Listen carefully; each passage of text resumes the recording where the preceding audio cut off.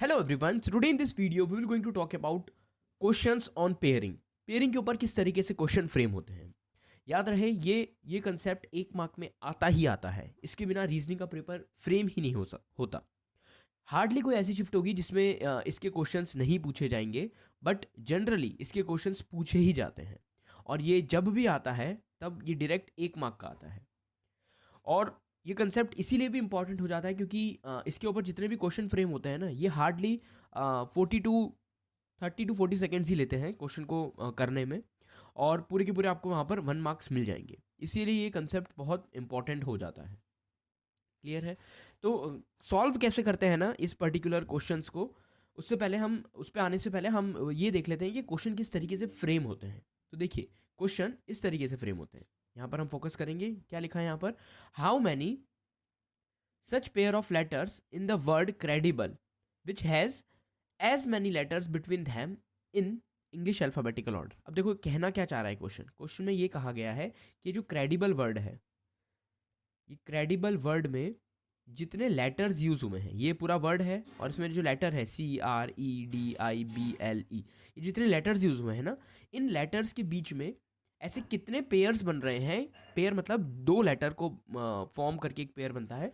तो ऐसे कितने पेयर बन रहे हैं इस वर्ड के अंदर जो लेटर्स यूज हुए हैं उनको यूज करके, कि उनके बीच में उतने ही अल्फ़ाबेटिकल लेटर्स हों according to alphabetical series, according to English alphabetical series.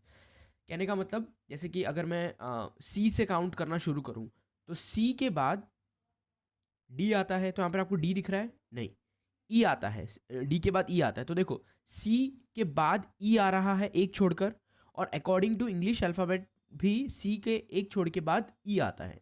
A B C D और ई. तो अकॉर्डिंग टू इंग्लिश अल्फ़ाबेट सी का एक छोड़कर ई आता है ना. और सेम क्रेडिबल वर्ड में भी सी का एक छोड़कर ई आ रहा है. तो ये कितना, एक पेयर बन गया.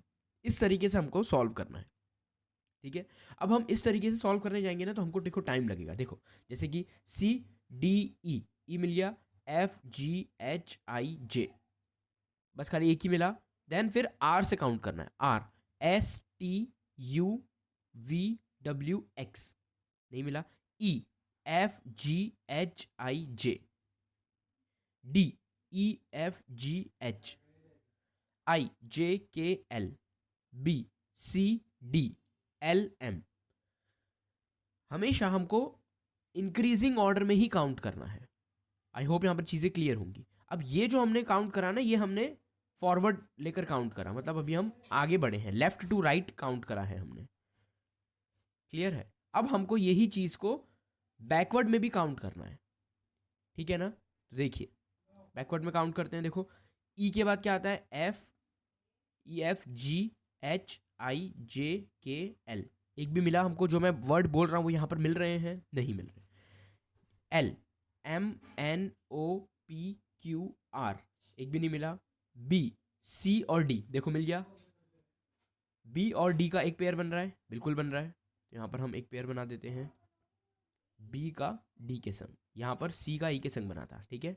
नेक्स्ट D, और फिर देखो B के बाद C D का एक पेयर बन गया, और D के बाद E भी आता है तो एक और पेयर बन गया. तो यहाँ पर B के संग एक और पेयर बन गया E का, F और G. ठीक है? नेक्स्ट IJKLM नहीं मिला. D के बाद देखो अगेन E है, तो यहाँ पर एक और पेयर बन गया. ठीक है? FGEFGRS और C तो है ही. तो कितने टोटल पेयर बने? 1 2 3 4. टोटल बने हैं 4 पेयर. आइए आंसर देखते हैं. आंसर में क्या लिखा है? More than 3 pairs. इसका मतलब क्या है? 4 इज ऑब्वियसली मोर देन 3. ठीक है? आई होप आपको चीज़ें क्लियर होंगी. बट इसको अगर आप इस तरीके से सॉल्व करेंगे ना, तो आपको बहुत ज़्यादा टाइम देना पड़ेगा. तो इसको सॉल्व करने का जो शॉर्टकट है, जो ट्रिक है, वो इस तरीके से. आपको ये जो सीरीज़ है ना, ये आपको लर्न होनी चाहिए. यहाँ पर क्या लिखा है मैंने? ABCD जो भी लिखा है, ABCDEFGHIJKLM, फर्स्ट 13 जो अल्फ़ाबेट है उसको मैंने लेफ़्ट टू राइट लिखा है, और जो नेक्स्ट 13 अल्फ़ाबेट है उनको मैंने राइट टू लेफ़्ट लिखा है, जैसे हम कोडिंग डिकोडिंग में करते हैं. ठीक है। और फिर उनको नंबरिंग दे दिया, ए का 1 है, बी का 2 है, सिमिलरली आई का 9 है। ये चीज़ आपको याद करनी है, मतलब जो भी अल्फ़ाबेट्स हैं उनकी जो न्यूमेरिकल प्लेस वैल्यू है वो आपको याद करना है। क्यों? क्योंकि ये चीज़ आपको कोडिंग डिकोडिंग में भी काम आने वाला है, और ये पेयरिंग के क्वेश्चन को सॉल्व करने में भी ये चीज़ आपको काम आने वाली है। ठीक है, तो अब देखिए, अब उसने कौन सा वर्ड दिया था, क्रेडिबल वर्ड दिया था ना, उसको 2 मिनट के लिए हम यहाँ पर सॉल्व करते हैं और देखते हैं कि किस मेथड से हमारा आंसर जल्दी आता है। तो मैंने यहाँ पर लिखा क्रेडिबल। अब मैं क्या करूँगा, अब मैं डायरेक्ट इसकी नंबरिंग लिखूंगा। यहाँ पर 3, ये 18, ये 5, ये 4, ये 9, ये 2, ये 12 एंड 5। अभी नंबरिंग आपको अगर याद होंगे तो आप जल्दी सॉल्व कर पाओगे, और अगर याद नहीं होंगे तो आपको वो चीज़ सोचने में टाइम जाएगा। इसीलिए ये नंबर्स को अगर आप याद कर लेंगे तो आपको कोडिंग डिकोडिंग में और पेयरिंग वाले क्वेश्चन में ये चीज़ आपको बहुत काम आने वाली। अब बस आपको नंबरिंग को पेयर करना है, और हमेशा याद रखेंगे हम इंक्रीजिंग ऑर्डर में जाएंगे। अगर हम लेफ्ट टू राइट जाते हैं तब भी, और हम राइट टू लेफ्ट जाते हैं तब भी। ठीक है, तो देखो 3 के बाद क्या होता है 4, फिर 5। देखो मेरे को तुरंत 5 मिल गया। 6 7 8 9 10 18 19 20 21 22 23 24 5 6 7 8 9 10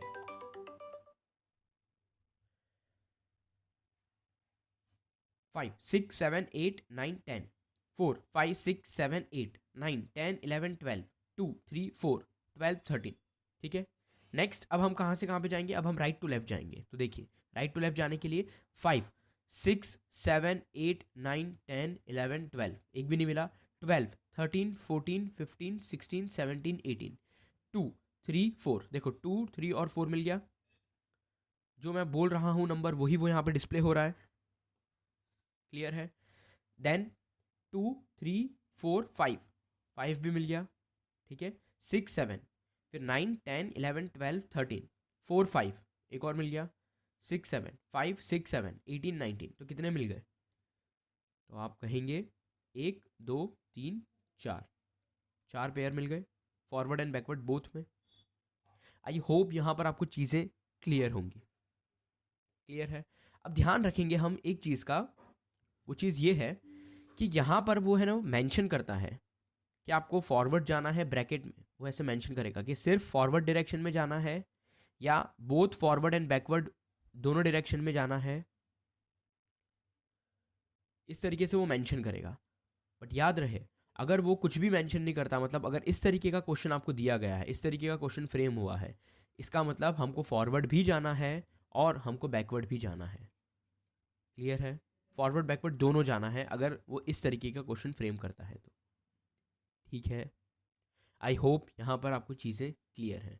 अगर आपको यहाँ पर चीज़ें क्लियर है देन ये आपका होमवर्क क्वेश्चन है, ये ट्राई कीजिएगा एंड इसका आंसर आप मेरे को बताइएगा।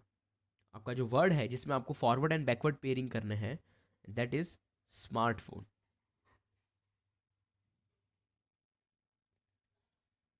इसमें आप फॉरवर्ड एंड बैकवर्ड दोनों तरीके से पेयर करके बताएंगे कि कितने पेयर्स बन रहे हैं।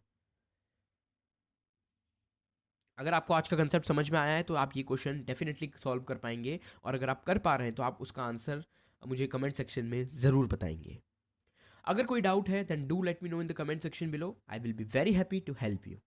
Well, thanks for being here, thanks for listening to me patiently, thank you so much.